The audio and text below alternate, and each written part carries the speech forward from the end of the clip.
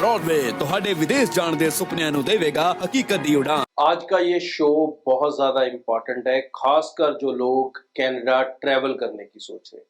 Canada travel करने वाले ये जान लें कि कनाडा एयरपोर्ट के रूल्स अब चेंज हो चुके हैं। अब कनाडा के एयरपोर्ट अथॉरिटी जो वहाँ पर इमिग्रेशन चेक करती है, CBS से, कनाडा बॉर्डर एजेंसी, उसके पास अब ये पावर आ चुकी है कि वो आपका visa on the spot cancel कर सकते हैं। जी हाँ, पहले उनके पास ये पावर नहीं होती थी, इसलिए कई लोगों को वहां पर असाइलम लेने का मौका मिल जाता था एयरपोर्ट के ऊपर, या वो लोग एंट्री ले लेते थे और उसके बाद उनको एक लीगल प्रोसीजर फॉलो करना पड़ता था। लेकिन अब एक अलग पावर उनको दे दी गई है जिसके अंदर वो वीजा आपका कैंसल कर सकते हैं और आपको उसी समय वापस भेज सकते हैं। तो ये कैंसल वाला सिनारियो किन किन लोगों के ऊपर अप्लाई हो सकता है? तो ये सब के ऊपर अप्लाई हो सकता है जी। ये वर्क परमिट वालों के ऊपर भी अप्लाइड होगा, ये स्टूडेंट वीजा वालों के ऊपर भी अप्लाइड होगा और ये टूरिस्ट वीजा वालों के ऊपर भी अप्लाइड होगा। पहले CBSA के पास ये अथॉरिटी नहीं होती थी कि वो आपके वीजा को कैंसिल कर सके, इसलिए मोस्ट ऑफ द लोग कनाडा के अंदर एंट्री ले लेते थे जब वो एयरपोर्ट पे पहुंच जाते थे।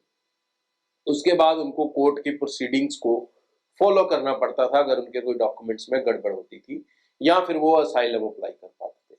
बट अब ये सिचुएशन नहीं होगी और ये सिचुएशन के बदले अब आपको वहां पर ना सिर्फ डिपोर्ट किया जाएगा बल्कि आपका लगा हुआ वीजा भी कैंसिल कर सकता है CBS से, और ये दोनों पे अप्लाइड है। एक जो यहाँ से फ्लाई करेंगे एयरपोर्ट पे जाएंगे और दूसरे जो वहां से फ्लैग पोलिंग के थ्रू एप्लीकेशंस लगाते थे। अभी तो जो फिलहाल फ्लैग पोलिंग उन्होंने बंद कर रखी है, बट अगर शुरू भी होती है तो ये पावर उनके पास भी रहेगी, क्योंकि वहां पर भी CBSA के ऑफिसर ही इंस्टॉल होंगे जब भी वो वापस काम करने लगेगा। तो इसके अंदर आपके अगर कोई भी ऐसे डॉक्यूमेंट्स होते हैं जो इनएलिजिबल हैं आपके अंदर जाने के लिए, फॉर एग्जाम्पल स्टूडेंट्स का केस लेकर बता दूं तो भाई मान लो आपने पैकेज वाला कॉलेज ले लिया, फी आफ्टर वीजा थी, और वहां पर जाके ये वेरीफाई हो जाता है कि आपने फीस दी नहीं है और आपने जो डॉक्यूमेंट लगा रखा है उसके अंदर फी पेड है, तो भाई ये आपके लिए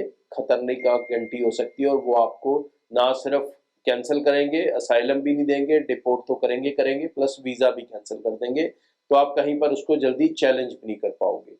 ठीक है नहीं, या वीजा ऑफिसर को ऐसा लगे कि आप जिस काम के लिए अंदर आए हो वो काम आप नहीं करोगे और आप यहाँ पर ओवरस्टे हो सकते हो।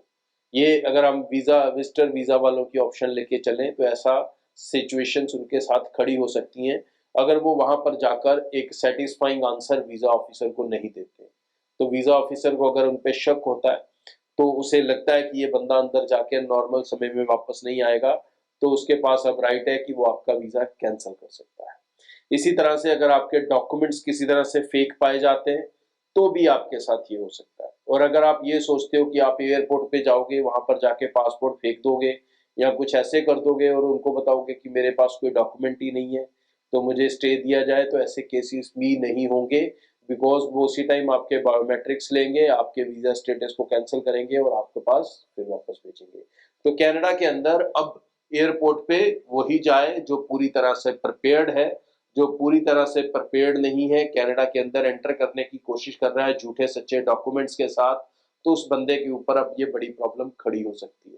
जेन्युइन लोगों को तो कोई मुश्किल नहीं आएगी, वो तो जाएंगे, लेकिन जो इनजेन्युइन लोग हैं उनको अब मुश्किल आ सकती है, क्योंकि पहले कनाडा गवर्नमेंट को किसी न किसी तरह से उनको एंट्री देनी पड़ती थी या असाइलम का ऑप्शन देना पड़ता था, बट अब ऐसा हो ये जरूरी नहीं है। अब आपका वीजा कैंसल करने की पावर उस ऑफिसर के पास आ चुकी है जो आपको वहां पर जाते ही एयरपोर्ट पे मिलेगा।